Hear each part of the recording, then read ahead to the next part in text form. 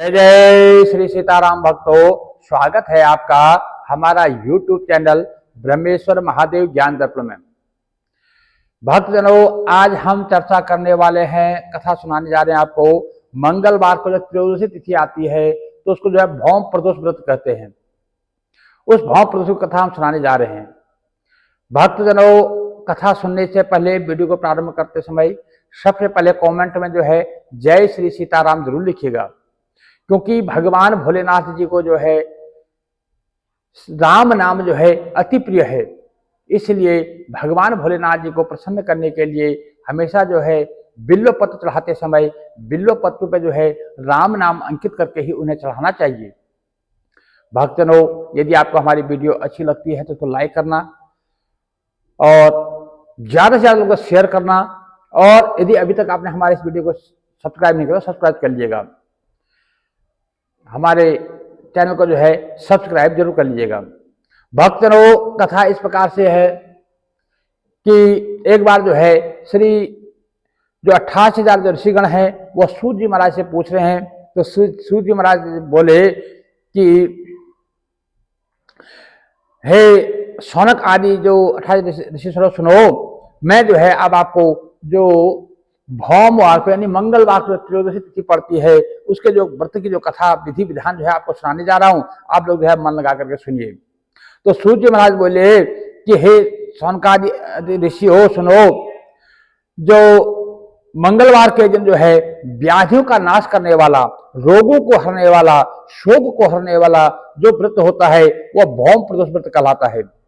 इस व्रत में जो है जो व्रत लोग है जो व्रत जो रखते हैं उनको जो है गेहूं और गुड़ का भोजन करना चाहिए, और जो देव प्रतिमा हो वह उसमें जो है लाल फूल चढ़ाएं, और जो पूजा करते समय स्वयं में जो है लाल वस्त्र धारण करना चाहिए। और इस प्रकार से जो इस व्रत को करता है उसके मनुष्य के जो है सारे पापों से छूट जाता है और उसके सारे रोगों से जो है मुक्ति मिलती है। इसमें किसी प्रकार का संशय नहीं करना चाहिए। अब मैं जो है सूर्य महाराज कह रहे हैं कि हे 88 ब्राह्मणों सुनो, मैं आपको जो है एक बुढ़िया की कथा सुनाता हूं जिसने पहले इस व्रत को किया और फिर से मोक्ष की प्राप्ति हुई। कैसे भगवान भोलेनाथ ने उनको मोक्ष दिया वो सारी कथा मैं आपको सुनाने जा रहा हूं। अत्यंत प्राचीन काल की घटना है। एक नगर था, वहां पर एक बुढ़िया रहती थी और उसके पास जो है उसका एक बेटा था, उसका नाम था मंगलिया।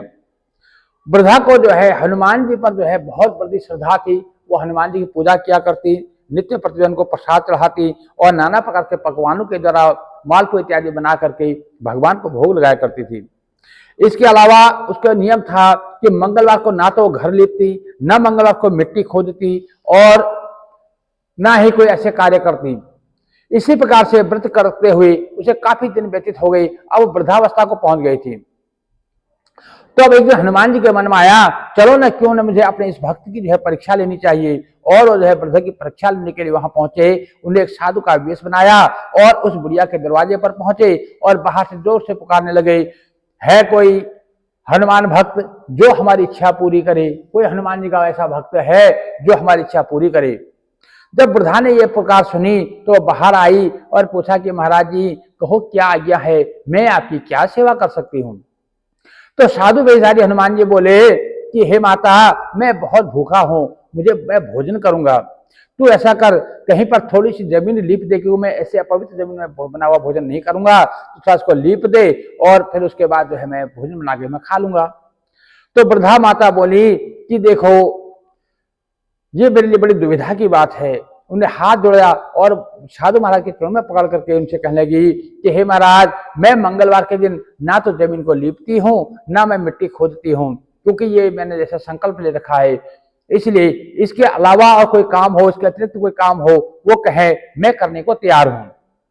तो साधु ने 3 बार परीक्षा कराने के बाद कहा, अच्छा तू ऐसा नहीं कर रही तो तू ऐसा कर, अपने बेटे को बुला ले और उसको जो है औंधा मुंह जो है जमीन पर लिटा दे और उसकी पीठ पर जो है तो आग जला दे, और उस जले हुए आग में जो है उसमें भोजन बनाऊंगा और जो है उससे मैं भोजन पाऊंगा। तो वृद्धा ने सुना तो उसको तो भाई पैरों तले जमीन खिसक गई। उसको तो काफी अचंभा हुआ, परंतु अब करती तो क्या करती, वचन हार चुकी थी। साधु की आज्ञा वो नतमस्तक हो गई। उसने मंगल्या को पुकारा, अपने पुत्र मंगल्या था, इकलौता पुत्र था माता का, उसको बुलाया और उसको बुला करके उसको महाराज जी के हवाले कर दिया कि महाराज जी लो, मेरा पुत्र ये आ गया, आपको जो है जैसे भोजन बनवाना है उसे बनवाओ।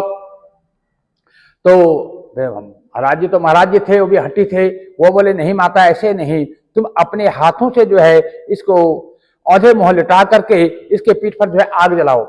जब आप जला लेंगे, आग जलाएंगे, उसके बाद में उसमें भोजन बनाऊंगा।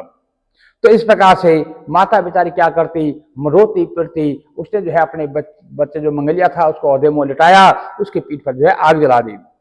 आग जला करके दुखी मन से वृद्धा अपने घर के अंदर जा घुसी। साधु आप जो भोजन बनाने लगे, उन्हें भोजन बना करके भोजन बन चुका, तब उसने वृद्धा को बाहर बुलाया, कहा माता जी बाहर आओ, और कहा कि तुम अपने पुत्र मंगल्या को पुकारो कि वो भी जो है भोग पालेगा, हमने भोजन तैयार कर लिया है, अपने पुत्र को कहो वो भी भोग पाएगा। तो जब ऐसा सुना तो माता की आंखों में आंसू आ गई। वो कहेंगे हे महाराज, अब मेरे इस तार तार हुए, इस छलनी हुए दिल को जो है अब क्यों दुखा रहे हो महाराज, अब वृद्धा अब मंगल्या को कहां से आएगा। तो महाराज ने कहा जैसा मैं कहती हूं माता तुम वैसा ही करो। तो वृद्धा ने मरे मन से जो है मंगल्या को पुकारना पड़ा। जो से माता ने मंगल्या को पुकारा, पुकारने की देर थी कि मंगल्या बाहर से हंसता हुआ दौड़ता हुआ आ गया। जब घर के दौड़कर आया तो मंगल्या को जीता जागता देकर के वृद्धा को बड़ा सुखद आश्चर्य हुआ। उसकी जो है आंखें खुली की खुली रह गई, उसके समझ में नहीं आया, और वो जो है उस साधु महाराज के चरणों में गिर पड़ी और उनके पैरों को पकड़ करके रोने लगी। कहने लगी कि हे महाराज मुझे क्षमा करें, मैं आपको जो है पहचान नहीं पाई, पता नहीं आप कोई पहुंचे हुए फकीर हैं या स्वयं भगवान मेरे हनुमान जी हो, मैं कैसे क्या कहूं, मैं मुझसे कुछ कहा नहीं जा रहा है। तो इस प्रकार से जब व्यथित हुई तो हनुमान जी ने जो है उनको अपने असली रूप में दर्शन दिए, और हनुमान जी को अपने आंगन में अपने सामने खड़े देकर के अब जो माता, वृद्धा माता जो थी, अब उसका तो जो खुशी थी, जो आंखों के आंसू थे वो रुकते नहीं थे, काफी विचलित हुई, काफी विस्मित हुई और काफी गिड़गिड़ाने लगी और अपने आप को जो धन्य मानने लगी कि मेरा ये जन्म जो है सफल हुआ, मैंने जीते जाते अपने इन्हीं आंखों से, इन्हीं नेत्रों से जो है भगवान श्री हनुमान जी के दर्शन कर लिए। तो ऐसा करके अति प्रसन्न हुई। तो सूत जी महाराज कहते हैं कि है ठासा श्लोक, इस प्रकार से जो इस भौम प्रदोष व्रत को करता है और इसके नियमों का पालन करता है और जो भौम प्रदोष के दिन हनुमान जी की विशेष पूजा करता है और इसकी कथा को जो सुनता है, तो उसको जो है 100 गाय के बराबर, जो 100 गाय दान के बराबर जैसे फल की प्राप्ति होती है। उसके जीवन में जो भी संकट होते हैं उन संकटों का नाश होता है। भक्तनों, यदि कोई भक्तन किसी कारण से व्रत करने में असमर्थ हो तो उनके जो है इन नियमों का पालन करना चाहिए और उनको जो है इस मंगलवार की जो माफ कीजिए भौम प्रदोष व्रत की जो कथा है इसको जरूर सुनना चाहिए। भक्तनों, यदि आप हमारे इस चैनल जो है ब्रह्मेश्वर महादेव ज्ञान दर्पण में नए हैं, अभी तक आपने हमारे चैनल को सब्सक्राइब नहीं किया तो सब्सक्राइब कर लीजिएगा। वीडियो आपको अच्छी अगर थोड़ी सी भी अच्छी लगती है तो इसको लाइक जरूर कीजिएगा और इसको जो है ज्यादा से ज्यादा शेयर कीजिएगा। क्या पता किसके कहने से किसका भाग्य उदय हो जाए, कौन सी कथा को सुन करके किसका भाग्य जाग जाए, इसको कुछ नहीं कह सकते। इसलिए जो है आप जो है इसके भागीदार बने और इस वीडियो को जो है ज्यादा से ज्यादा लोगों को शेयर कीजिएगा। भक्तनों, जो भक्तन ब्राह्मण भोजन के निमित्त अथवा जो है हमारे ब्रह्मेश्वर महादेव में जो पूजा पाठ के निमित्त कुछ दान राशि कोई देना चाहते हैं तो उसके लिए जो है हमारा डिस्क्रिप्शन में लिंक दिया रहता है, पेटीएम का लिंक दिया रहता है, उससे आप पेटीएम करके भेज सकते हैं। यदि कोई हमसे कोई इस प्रकार का प्रश्न पूछना चाहते हैं, कोई हमारे जो सनातन धर्म से पूजा पाठ से संबंधित किसी प्रकार की जानकारी लेना चाहते हैं, वो हमसे कमेंट में जो है लिख करके आप जो है हमसे प्रश्न पूछ सकते हैं या हमें जो व्हाट्सएप पर मैसेज भेज सकते हैं। भक्तों, भगवान भोलेनाथ जो है अपना आशीर्वाद जो है आप सबको प्रदान करें। जय जय श्री सीताराम भक्तों।